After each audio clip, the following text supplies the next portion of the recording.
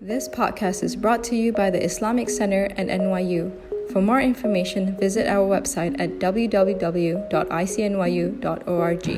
أعوذ بالله من الشيطان الرجيم بسم الله الرحمن الرحيم الحمد لله رب العالمين ولا حول ولا قوة إلا بالله العلي العظيم والصلاة والسلام على أشرف الأنبياء والمرسلين وعلى آله وصحبه أجمعين ونشهد أن لا إله إلا الله وحده لا شريك له ونشهد أن سيدنا مولانا محمدا عبده ورسوله.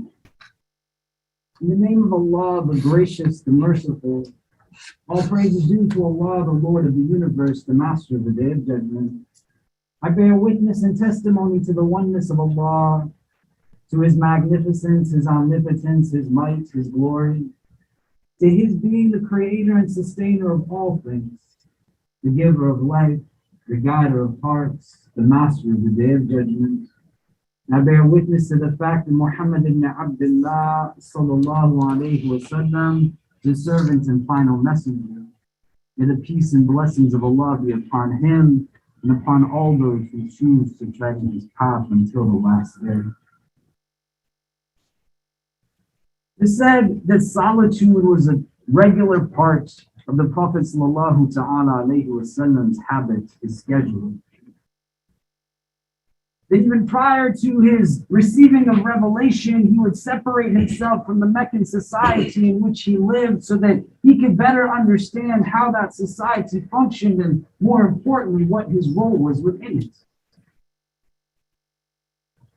Then on a consistent basis, he made sure to find for himself moments of stillness, moments of reflection, moments of contemplation that took him away not from people, took him away not from his loved ones and the people he had a deep attachment to, but took him away from distractions. And in a city like the city that we live in a space surrounded by so much noise and chaos, in a world that is teaching us to constantly just chase and chase and chase in pursuit of sometimes we don't even know. The imperative, more so than at any other time, for each of us individually, is to make time for our hearts and to watch over them so that they in turn watch over us as well. Everything in this tradition emphasizes a relationship with the divine. And the fundamental part to us that becomes the connecting point to God is that morsel of flesh that beats deeply within us, the spiritual heart. ألا وإن في الجسد مضغة إذا صلحت صلح الجسد كله وإذا فسدت فسد الجسد كله ألا وهي القلب. That indeed in your jasad, in your being, there's a morsel of flesh. If it is good, the entire being will be good. If it is not good, the entire being will not be good. Indeed, it's your heart. Another hadith, إن لله تعالى آنية من أهل الأرض. Indeed, for your Lord, there are vessels amongst the people of the earth. وَآنِيَةُ رَبِّكُمْ قُلُوبُ عِبَادِهِ الصَّالِحِينَ. And the vessels of your Lord are the hearts of his righteous servants. أَحَبُّهَا أَلْيَنُهَا وَرَقُّهَا. The ones that he loves the most are the most soft and tender. May Allah grant us hearts that are soft and tender. The emphasis in the materialistic existence is one that is quite focused on externals alone. But the need to have inward development necessitates having a relationship with the inward. And to be in a space where you are comfortable and at peace in solitude necessitates also at times just being able to be alone with yourself. And that's hard when everything just pulls us in different directions. Everything is about stimulation that is in immediate gratification. When was the last time you sat just you with you? No devices, no conversations, just in silence. And how long did that go for? When the exhaustion sets in and the debilitation sets in, emotions come in control and we are no longer in control of them. Everything just seems to be going into a state of spiral. And I don't know how to make decisions or choices. It all comes back to thinking about the state of that self. And one of the key variables is to make sure that you are taking time to just be in a place of stillness. We can get pulled in all different directions for all different types of reasons. There's a man by the name of Joshua Bell who is once conducting a social experiment with a local newspaper in the Baltimore area. Joshua Bell, he stands on a subway platform, not so different from the trains that we have in New York City. And during rush hour, opens up his violin case and starts to play his violin. And for 2-3 hours, he stands on that platform, and person after person just passes him by. He says in the few hours that he's there, there was children who, where they came to stand in front of him, they would just stare. And the adults that were with them had to drag them away. He said, I could see those kids still looking at me over their shoulder. He said one elder man, he stopped for a few moments, took a pause, and then he too just went on. And the few hours that he was there, he said he collected probably just $10 or $20. What makes this remarkable is that this man, Joshua Bell, he is considered to be one of the foremost practitioners of the violin in the world. That in that surrounding area, in the days prior and the days after, he sold out concert hall after concert hall, where tickets were valued at hundreds of dollars. The violin he played that day, that violin itself was valued at $2 million. And all these people had an opportunity to engage in that moment of beauty. A moment that they would likely go home and tell their family about, and their children's children about, and their coworkers about. But all of them passed it by as they were getting pulled by something else. What distracts you? What makes you go? What takes hold of your attentiveness? What is so important that it doesn't allow for you to rest or take moments to breathe? We live in a world where, aside from the spiritual inward, the physical inward isn't even understood to be a priority. You can walk on the streets and you see people who are putting all kinds of stuff into their bodies, and not even substances that are problematic, but foods that nobody should be eating. Not with a consideration of what it's doing to physical organs, the heart, the liver, the stomach, any of those things. It doesn't go into my head when I'm thinking about what I'm eating. What is this actually doing to my body? We're not thinking about the physical self and the implications of certain things. And who's going to be actually thinking about the spiritual self? The parts that are not tangible, but they're still there. We have everybody move up. If we can move in this way as well, we're not blocking the door. Within the prism of modernity, there's so much gain. We literally have landed on planets that nobody thought we could. We can understand things to their most subatomic levels, universes that are minuscule and grand beyond our ability to fathom. We've been able to engage in technological advancements and scientific discovery that's really remarkable. But also in the prism of modernity, there are gaps.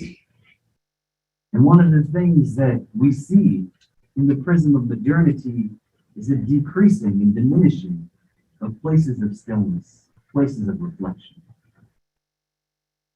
You look into our spiritual history and you see individuals who built solitude into their routines.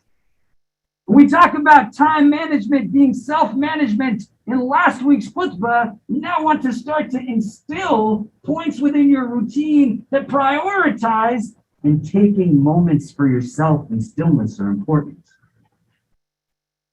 Musa alayhi salam, Moses, peace be upon him, he leaves from the children of Israel for 40 days. Maryam, peace be upon her, Mary, the mother of Jesus, peace be upon them both. She goes and seeks solitude in a temple at a time when, let alone women not going into a temple, most people weren't finding that type of solitude.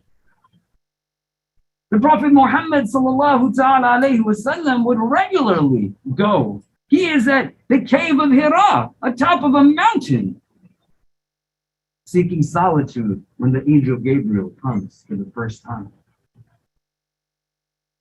The dimensions of that solitude are important to understand.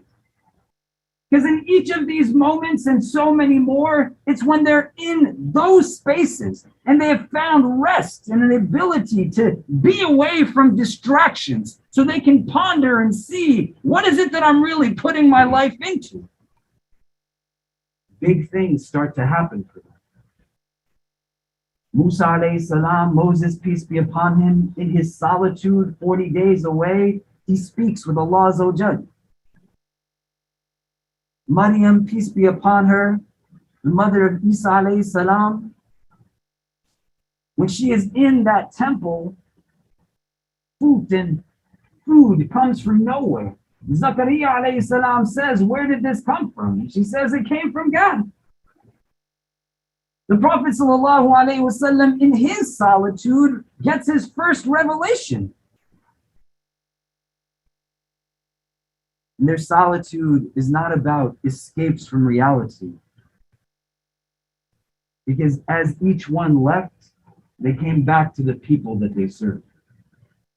It was about enhancing the inward and seeing an outlet not as running away, but for a means of rejuvenation. The heart, it gets attached in many different ways. The most generic form of love in Arabic is called mahabba, hub. And it's a kind of love that categorically you can have feelings within yourself, but you don't have to express them or show people. In English, we lose a lot of nuance in translation. And a lot of us, we don't increase our vocabulary as much as we could. And so we become limited in understanding the meanings of things through just the words that we know. There's a lot of different ways to understand love. But in the prism of this conversation, the heart is going to love what you put in its presence. And the first phase of love that a heart goes through is called alaka, that it gets linked to what its beloved is. That if you speak Urdu or Hindi, there's cognates like the word ta'alluq. We keep relations with each other. It means you're linked to people. The heart gets linked to something. The second phase of love that the heart goes through is called irada, that it now commissions the body to go seek out its beloved. The third phase is called sababa, that in Arabic, when we pour water in a cup, you say sabab al-ma, the water is falling in the cup literally. And sababa is falling in love the way the water falls. You can't do anything, you're just falling into it. The fourth phase is called gharam, that the love becomes so intense within you, you just have to be with your beloved. Those first four phases of love, they're a very nafsi love, a very self-serving love, an egocentric love. The next phase of love is called mawadda, which is the first step of an unconditional love. It's the kind of love that God identifies his love through when he calls himself al-wadud, the source of love, the giver of love. Because God is the source of love, does not love his creation because they come from a particular culture or context or espouse a certain creed. God simply loves his creation because he loves his creation. A perfect love that embraces us in all of our diversity and takes us in despite any imperfection that we might have, just as any perfect love would. But in terms of practice, it's also the first step of a love that has mindfulness and presence to it. And it's not just a love that I have for another person or a love that I have for my kids or my wife. Today is my 10th wedding anniversary, by the way. So make dua. Going strong. There's a guy that I saw on the bus when I was coming over from Gramercy Green. We pulled up at Broadway and he came and stood next to me. I was standing near the door. He kind of was up against the glass and nudged me a bit. And I looked at him, and before I saw him, he was about 1.5 feet taller than me. I was about to say, why are you pushing me? And I was like, okay, let me let this be. You can step on me. In my head, I'm thinking, what is he running towards? Where is he going?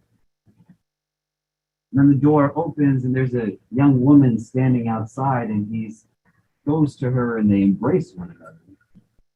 And I said, on my wedding anniversary, I'm not going to get mad at somebody who's excited because he has a care for someone. That's not the only things that you can fall in love with, though. You can fall in things in love that are not healthy for you. You can build a love for the pursuit of wealth, and you become a worshiper of money.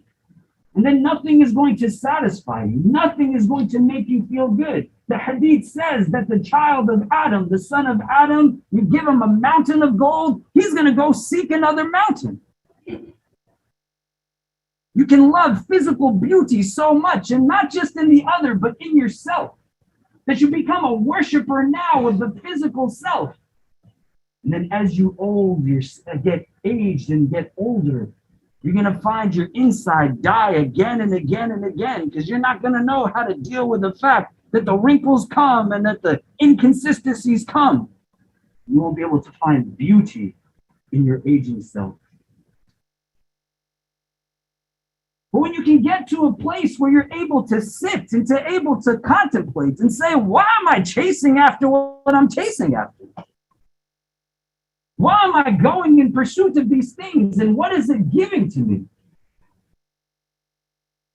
If you don't build into the routine that you have now, moments where you just take steps back to reflect and be still, to think about what's going well and why is that, to think about what is not going well and why is that, to be able to put the best of yourself into a state of conclusion, so that it's not just with immediacy that you're choosing and making choices on perspective, as well as actions that are undertaken through perspective. Even after revelation comes to the Messenger sallallahu alaihi wasallam, he builds solitude into his routine regularly. In Ramadan, you see the practice of what we call the i'tikaf. And you have individuals who would seek solitude in the masjid for the last 10 nights of Ramadan. And Allah make us from those who reach Ramadan and benefit from its blessings. And you want to start to think about it now, because just because it's months away doesn't mean that it's not something to start to extrapolate meaning from.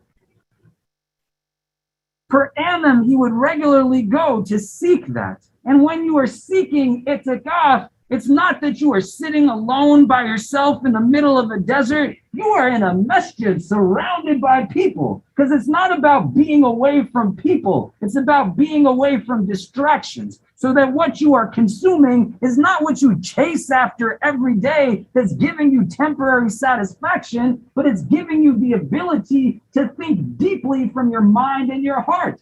Ours is a tradition that appeals to a higher level of ethics and consciousness. Literally, when you stand, you can see within yourself an illustration of where you want to make your choices from. Your lower self is where the regions are of your stomach and sexual organs. Your higher self is where your heart and your mind is. That's what you want to appeal to. And in a world that is purely fixated on physical and material gain, it's telling you constantly to deny the higher self and live in a space that is beneath you.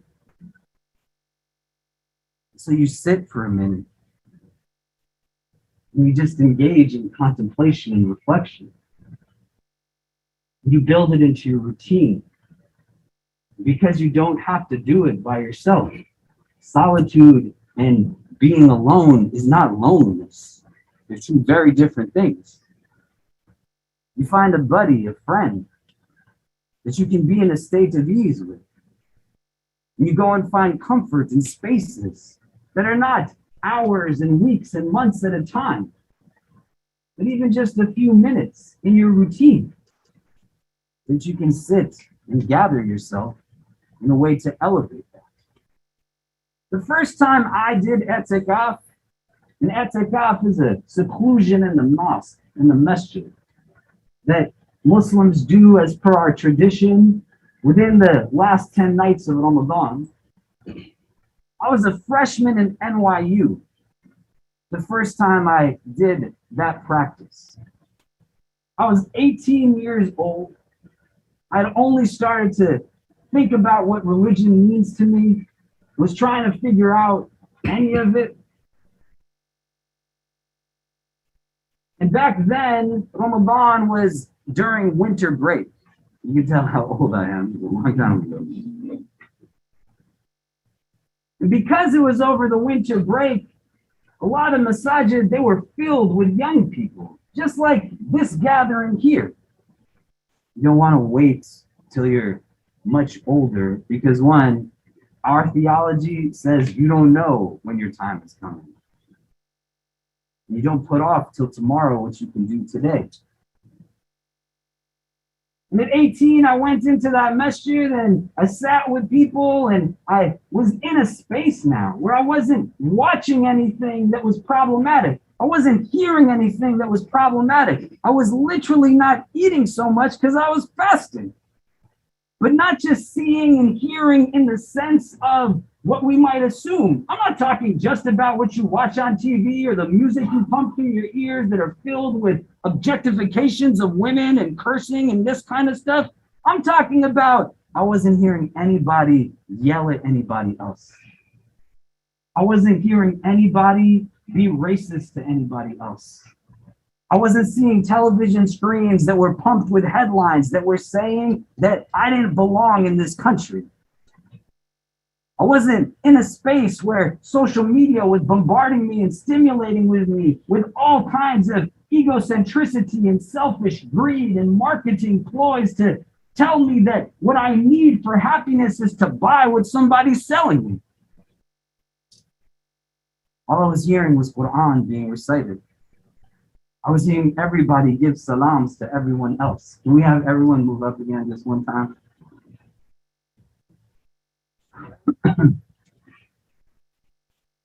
We can start sending people to the overflow. Just this a thought. You guys want to move over this way too? It felt good, but the only way that I understood truly what the impact was of that solitude is when I left it. And I walked out of that masjid, the space of solitude that I had chosen for myself. And I remember the first time my parents, they took me after to get some food at a restaurant nearby, and I heard a husband yelling at his wife. And it just pierced my heart. I hadn't heard anything like that for 10 days. When I walked down the street, everything was something that I had seen for so long, but it now looked different. That's what that period of rest will do for you. That's what that solitude will do for you. Where we have in our tradition concepts like seeking solitude embedded in it. You just take a reset. You do not design your life, someone else will design it for you. if you're constantly in a stage where you are in pursuit of things that are just for your physical, and you're not bringing your mind and your heart into determining what are these things that I keep banging my head against. It's just going to be continuous again and again and again. Allah made us creatures with the capacity to think. It's not unique that anyone has thoughts, because everyone has thoughts. Consciousness is about the ability to claim what you think about and how you think about the things that you're thinking about. You don't go to default settings and just run on autopilot. Build into your routines some time for reflection. Sheikh Aisha and the Dars before Jummah, that all of you should be coming to. 12:30, Sheikh Fayaz, Sheikh Aisha, every other week, dropping gems that are not just about let me sit and listen, because you're not here to be entertained. You're here to learn how to move forward in your existence in this world so that it becomes the means through which you get the best in the world beyond this world. She shared with us the hadith where the Prophet ﷺ tells us that on this day of Jummah, there's a time in which if you make dua, that dua is answered. May Allah make us from amongst those who witness that. And she said that comes in after the Asr prayer time. You can only take advantage of it if you're making the time for it. And to then be able to just be still after the prayer is done. You don't just rush to get to wherever the next place is that you're going, that your heart is calling you to. That you allow for yourself to start to be as present as possible. You move with that presence in your decision making, in your choices. Is it an absolute solution? No. Your physical self, emotional self, mental self, spiritual self, they all have overlap with each other. But this practice, amongst many other things, is one that will have deep impact if you allow for it to be something that you engage in.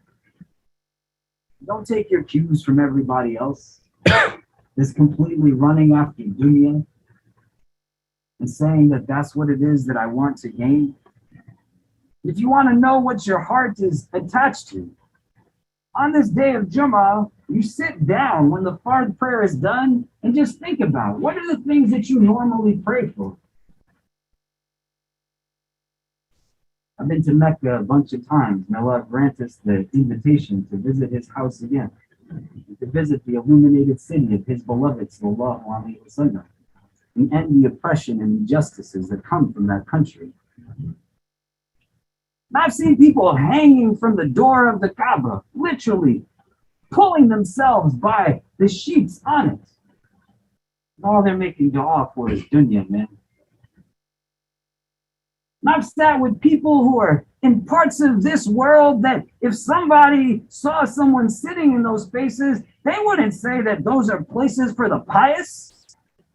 They look for every reason to exert arrogance and condescension and judgmentalness. And the du'as that they make, the prayers that they utter, they're filled with such beauty and purity. If you're looking for something to do in that first moment of reflection, ask yourself, why do I pray for what I pray for? Why am I not praying for what I'm not praying for?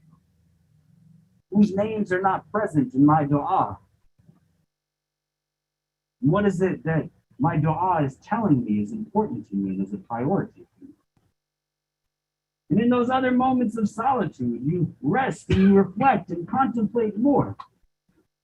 But you build it as an exercise, a practice, a habit, so that you start watching over your heart. Inshallah ta'ala, your heart starts watching over you. أقول قولي هذا واستغفر الله لي ولكم ولسائر المسلمين فاستغفروه إنه هو الغفور الرحيم. إن الحمد لله إن الحمد لله نحمده ونستعينه ونستغفره ونؤمن به ونتوكل عليه ونعوذ بالله من شرور أنفسنا ومن سيئات أعمالنا من يهده الله تعالى فلا مضل له ومن يضلل فلا هادي له ونشهد أن لا إله إلا الله وحده لا شريك له ونشهد أن سيدنا مولانا محمدا عبده ورسوله. We have some guests here with us today at the invitation of our Washington Square MSA. And after the Jummah prayer is done, there's going to be a discussion to talk about Muslim student experiences here on campus. And so stick around so that you can participate and share your thoughts and ideas. And anytime you want to bring friends, you want to invite your classes, you want to invite other people from campus to attend, so long as people fit within the entrance policy of NYU's COVID guidelines right now, the Jummah prayer here is something that you should feel welcome to bring people to. True gatherings of the divine, they're based off of principles of inclusivity, not exclusivity. Human gatherings, they're about not just who we let in, but who we keep out. How can we let this person marry this person? How can we allow this person to eat a meal in our home? How can we pray behind somebody that's like this? Or even pray side by side with them. But in Allah's gatherings, you have people from all walks of life and all backgrounds. And that's the distinction. So don't hesitate inviting people that you want to have come.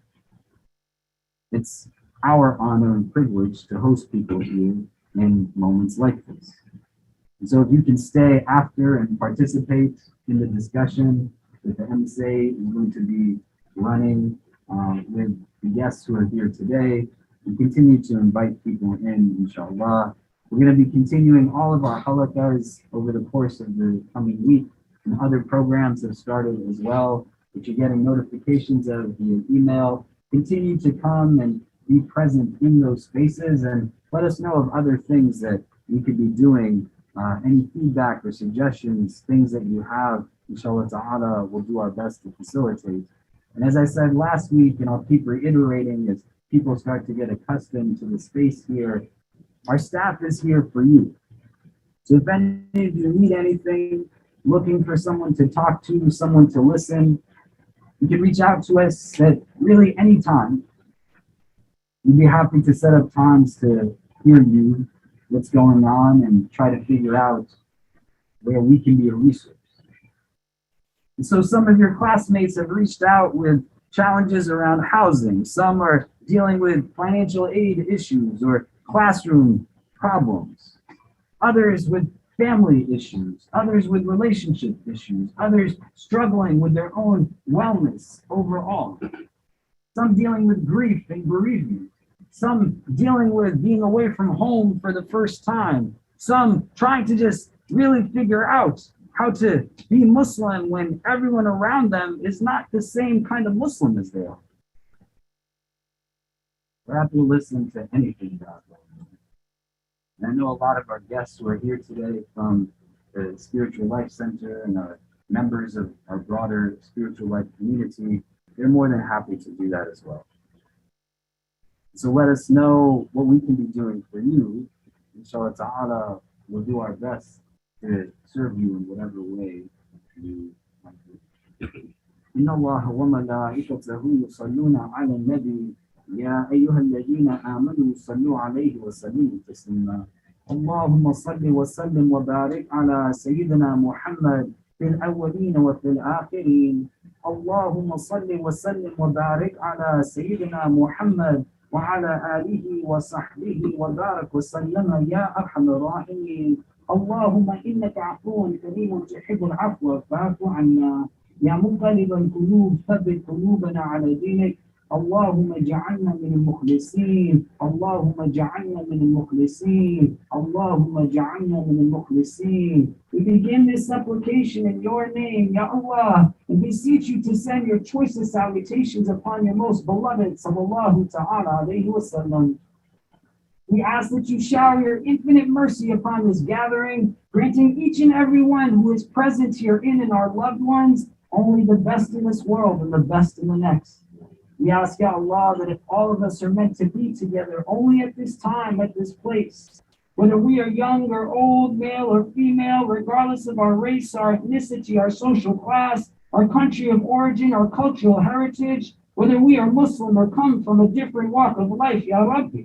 If our individual hearts are meant to be in the presence of all of their hearts that are gathered here, only at this time, at this place, we gather us all together again in the best of places in the world beyond this one. Increase us, Ya Allah, in all that is good.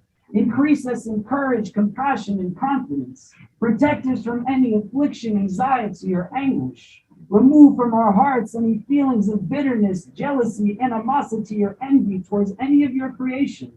Grant us hearts that are filled with understanding and hope, hearts that are drawn towards things of real goodness and beauty, hearts that find themselves deep in your remembrance, for indeed in your remembrance do hearts find rest.